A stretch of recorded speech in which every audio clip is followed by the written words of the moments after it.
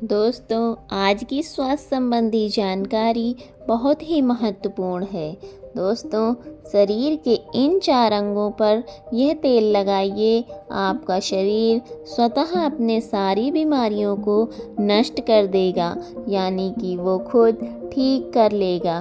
तो वो 4 अंग कौन कौन से हैं और हमें कौन सा तेल लगाना चाहिए, आज हम इसी विषय में चर्चा करेंगे। इसलिए दोस्तों, कहानी को पूरा ज़रूर सुनिएगा।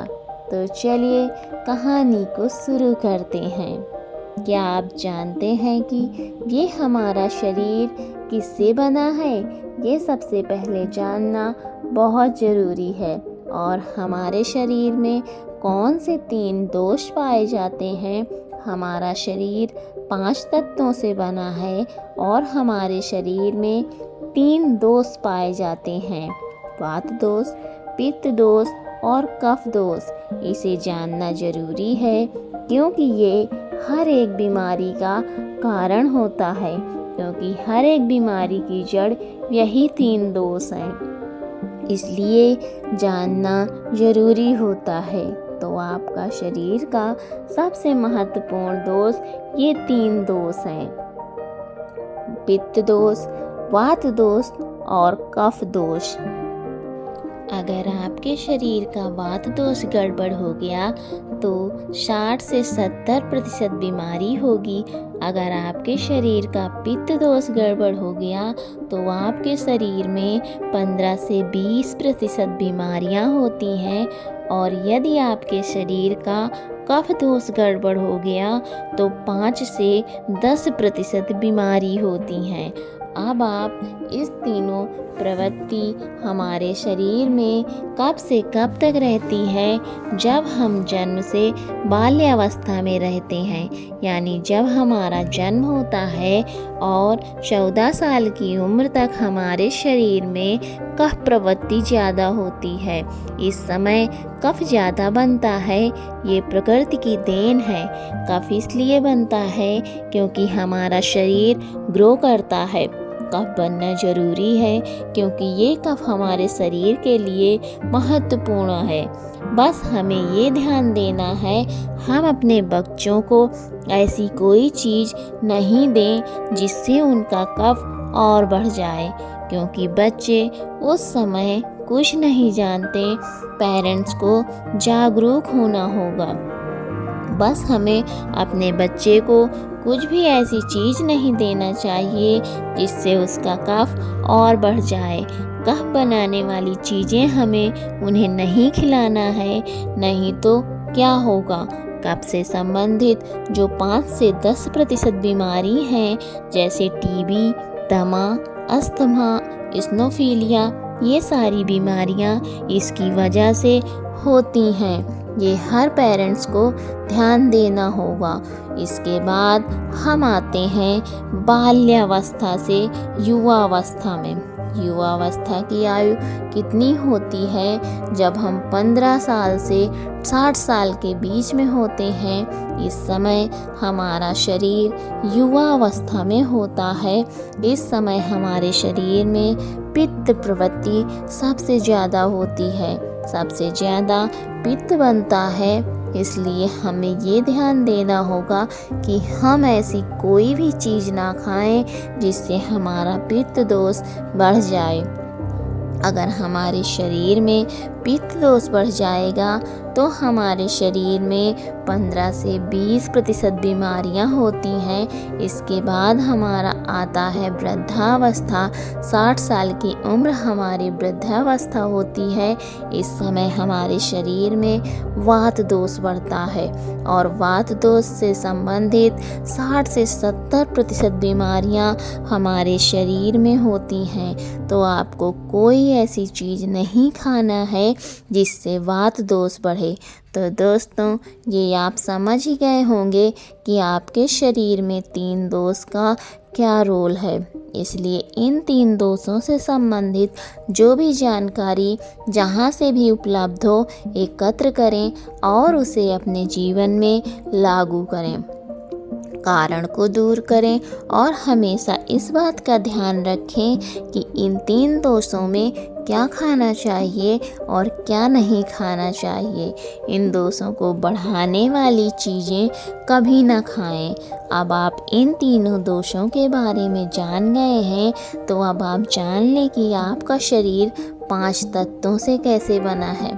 आपका शरीर 5 तत्वों से बना है और ये 5 तत्वों में प्रोटीन, विटामिन्स सारे तत्व आते हैं। अब इन 5 तत्वों में और 3 दोषों में जो भी कमी आती है, तभी आपका शरीर बीमार होता है, अन्यथा आपका शरीर बीमार नहीं होता। अब आप समझ गए आपका शरीर बीमार होने का क्या कारण है। जैसे कुछ लोग रोते हैं, भगवान ने हमें ये कष्ट दिया है, भगवान ने हमें बीमारी दे दिया है, हमें गैस्ट्रिक अल्सर हो गया, हमें थायराइड हो गया, ब्लड प्रेशर, शुगर हो गया। क्यों हो गया? भगवान ने नहीं दिया, आपने खुद पाला है। जब प्रकृति आपको खाना खाने के नियमों का पालन करने के लिए कहती है, पानी पीने के नियमों का पालन करिए, इस प्रकृति का नियम के पालन करिए, तो आप क्यों नहीं कर रहे हैं? जबकि हमारा शरीर उसी तत्वों से बना है, प्राकृतिक तत्वों से ही तो बना है हमारा शरीर भी, पानी से ही तो बना है, खाने से ही तो बना है, पोषक तत्वों से ही बना है। ये सारे नियमों का आपको पालन करना होगा। अब जब ये हमारा पित्त दोष कह रहा है कि ये चीज़ नहीं खानी है, तो इससे पित्त बढ़ेगा, तो आप उसे क्यों खाते हैं? पिज़्ज़ा, बर्गर आप क्यों खाते हैं? चाय आप क्यों पीते हैं? चीनी आप क्यों खाते हैं? मैदा आप क्यों खाते हैं? जब आप ये सारी चीज़ें खा रहे हैं, तो आपके पेट में एसिडिटी बनेगा, आपका पाचन तंत्र बीमार पड़ेगा, तो आपका पाचन तंत्र बीमार होगा, जिससे अनेक बीमारियां आएंगी। ये तो आप खुद कर रहे हो ना, ब्रह्मांड नहीं दे रहा है, भगवान नहीं कर रहा है, हम आप इसे खुद जाने अनजाने में कर रहे हैं। हम अपने मन को, अपनी जीभ को कंट्रोल नहीं कर पा रहे हैं। तो दोस्तों, ये सारी चीज़ें आप छोड़ दीजिए। अब बात करते हैं हमें अपने शरीर पर कौन सा तेल लगाना चाहिए, कहाँ पे लगाना चाहिए, इस बारे में जानते हैं। आप समझ गए आपके शरीर का निर्माण कैसे होता है। इसे सुरक्षित रखना आपके हाथ में है। इसकी सुरक्षा आप खुद कीजिए। शरीर की 4 महत्वपूर्ण अंग हैं, जिसमें आपकी सारी नसें जुड़ी हुई हैं। पहला है पैर का तलवा, दूसरा है नाभि, तीसरा है आपकी नाक और चौथा है आपका सिर। ये 4 सबसे महत्वपूर्ण अंग हैं और इन चारों जगह पर आपको तेल लगाना है। बस यह बात ध्यान देना है कि आपको कब लगाना है और कैसे लगाना है। तो सबसे पहले चलते हैं पैर का तलवा। आपके पैर के तलवे, जो व्यक्ति रोज़ सुबह जागकर मॉर्निंग वॉक करता है नंगे पैर ज़मीन पर या फिर हरी घास पर, तो दोस्तों उसकी आँखों की रोशनी कभी नहीं जाती। तो इसीलिए आपको पैरों के तलवे में शुद्ध तोरी का तेल लगाना है और इसके अलावा आप शुद्ध सरसों का भी तेल लगा सकते हैं। जब आप रात में सोने से आएँ, तो उसके पहले गुनगुने पानी से अपना पैर धो लीजिए। पैर धोने के बाद बढ़िया से उसे साफ़ कर लीजिए, सूख जाए। जब आप बिस्तर पर लेट जाएं और अपने हाथ से मालिश कर लीजिए। रात में सोते समय शुद्ध सरसों का तेल जैसे ही आप अपने पैरों पर 5 मिनट हाथों से मालिश करेंगे, तेल से गर्माहट आएगी, तुरंत ही आपको नींद आना शुरू हो जाएगी। अगर आप नींद का टैबलेट लेते हैं, अगर आप डिप्रेशन में हैं, नींद नहीं आ रही है, दूसरे दिन से ही बंद हो जाएगा। आपको नींद की टैबलेट लेने की ज़रूरत नहीं पड़ेगी। याददाश्त बहुत तेज होती है, दिमाग से संबंधित सारी समस्याएं खत्म हो जाएंगी और एक ही बार में आप 10 बजे सो रहे हैं तो 4 बजे से पहले आपकी नींद नहीं खुलेगी। इतनी बढ़िया नींद आती है पैर के तलवे में तेल लगाने से। आपके पाचन तंत्र मजबूत होता है, याददाश्त तेज होती है, भूख लगती है, शरीर को शक्ति मिलती है, ऊर्जा मिलती है, यानी कि शरीर के सारे पोषक तत्वों की आपूर्ति कर देता है। दूसरा स्थान है नाभि, जो कि आपके शरीर का सबसे महत्वपूर्ण अंग है। नाभि के पीछे एक पेकोटी ग्रंथ पाई जाती है और इसी पेकोटी ग्रंथि से शरीर की सारी नसें जुड़ी हुई होती हैं और ये शरीर की सबसे शक्तिशाली ग्रंथि होती है। इसीलिए नाभि में तेल लगाना चाहिए।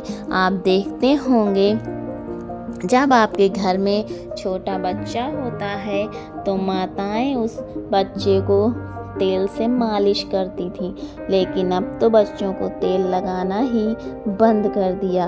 पहले माताएं 8 से 10 बार दिन में बच्चों की तेल मालिश करती थीं। वे कहती थीं कि हम जितनी बार तेल की मालिश करेंगे उनकी हड्डियां उतनी ही मजबूत होंगी। और वो घर पर बना हुआ शुद्ध सरसों का तेल होता था और वो शुद्ध सरसों का तेल, घर का तेल किससे बनाती थी?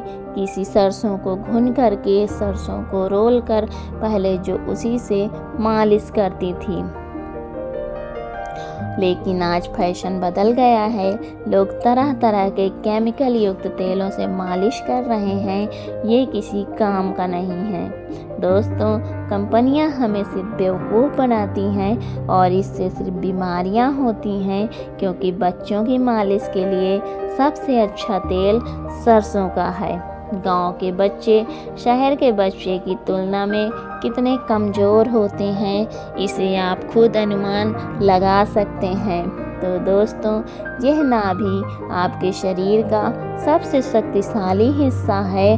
माताएं नाभि में तेल लगाती थी और दिन भर में 3 से 4 बार तेल लगाती थी। तो दोस्तों, आपको भी आज से शुद्ध सरसों का तेल रात में सोते समय नाभि में लगाना है। और जब आप नाभि में तेल लगाते हैं तो इसके क्या फ़ायदे होते हैं, आप ये जानकर चौंक जाएंगे। पहला फ़ायदा, आपको अच्छी नींद आएगी। दूसरा फ़ायदा, दिमाग से संबंधित कोई भी समस्या नहीं होगी। तीसरा फ़ायदा, आपका पाचन तंत्र मजबूत होगा। चौथा फ़ायदा, आपको भूख बढ़िया लगेगी। पांचवा फ़ायदा, आपके शरीर का सारा दर्द दूर हो जाएगा।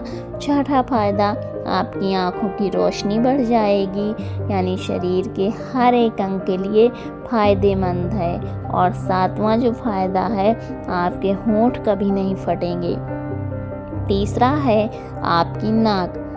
पैर का तलवा हो गया, नाभि हो गई। अब हम एक कदम आगे चलते हैं, वो है नाक, कान और आँख। तो दोस्तों, आपको नाक में क्या करना है, अगर आपको गाय का शुद्ध देसी घी मिल जाए तो घी की एक बूंद दाईं नाक में और एक बूंद बाईं नाक में, दोनों नाक में एक एक बूंद डालनी है। रोजाना दोनों नाक पे एक एक बूंद डालें। इसके इतने फ़ायदे हैं, मैं यहाँ गिनाते गिनाते थक जाऊँगी। अगर किसी को पागलपन है और पागलपन का इलाज चल रहा है तो 3 से 4 महीने के अंदर पागलपन की दवा बंद हो जाएगी। अगर आपके कान के पर्दे में छेद है तो बिना ऑपरेशन के ठीक हो जाएगा। आपको नींद की समस्या है, नींद की समस्या दूर हो जाएगी। आपकी याददाश्त कमज़ोर है तो याददाश्त तेज हो जाएगी। शरीर में कमज़ोरी है तो शरीर की कमज़ोरी भी दूर हो जाएगी। जुखाम आपको कभी पूरी ज़िंदगी में नहीं होगा। जुखाम, सर्दी की नाक से संबंधित जितनी भी बीमारी हैं आपको नहीं होंगी। चौथा है आपका सिर। अब आप एक अंग और जहाँ से आपको शरीर पूरा दिमाग जुड़ा हुआ है वो है सिर। अगर गर्मी का सीज़न है तो आप स्नान करते होंगे। जब स्नान करके निकलें, स्नान करने के बाद जब आपके बालों का पानी सूख जाए तो आपको अपने सिर में शुद्ध सरसों का तेल लगाना है। जैसे ही आप अपने सिर में सरसों का तेल लगाकर सिर की मालिश करेंगे तो आपको 10 मिनट बाद नींद आना शुरू हो जाएगी। सिर में सोते समय तेल लगाने से कई सारे फ़ायदे हैं, जैसे आपके बाल जो पक रहे होंगे वो भी रुक जाएंगे, आपको नींद बढ़िया आएगी, दिमाग भी याददाश्त पावरफुल होगा, शरीर की शक्ति बढ़ेगी, शरीर की कमजोरी दूर हो जाएगी, यानी कि शरीर की सारी शक्तियाँ आपको मिलेंगी सिर में तेल लगाने से। तो दोस्तों, आप शुद्ध सरसों का तेल अपने शरीर के इन 4 अंगों पर लगाइए और देसी घी को अपने नाक में डालिए। यह प्रक्रिया आप अपना लीजिए, आपका शरीर स्वस्थ और तंदुरुस्त हो जाएगा। जैसा हमने कहा कि ये हमारा शरीर है, हमारा शरीर हमारे ऊपर डिपेंड है, हम इसे किस तरह से रखते हैं। मान लीजिए एक कपड़ा है, आप उसे कितनी सेफ्टी से रखते हैं। खास तौर पर सफ़ेद कपड़ा हो, आप उसे पहनते हैं, पहन के बाहर जाते हैं तो आप उसे बहुत बचा कर रखते हैं कि कहीं गंदे स्थान पर टच ना हो जाए। सफ़ेद कपड़ा है, इसमें दाग लग जाएगा, कितना बचा के चलते हैं और फिर आते ही खूंटी में निकाल कर आराम से टांग देते हैं, जिससे उसमें दाग नहीं लगता है। और फिर अगले दिन पहनते हैं, उसको ध्यान से प्रेस करते हैं। तो दोस्तों, ठीक उसी प्रकार इस शरीर की भी देखभाल आप खुद कीजिए। जितनी आप इस शरीर की देखभाल करेंगे उतना ही आपका शरीर स्वस्थ व निरोगी बना रहेगा। तो जैसे हमने कहा, इसका पालन करिए, आप प्रकृति के नियम का पालन करिए। तो दोस्तों, आज से अभी से आप इन 4 जगहों पर तेल लगाना शुरू कर दीजिए।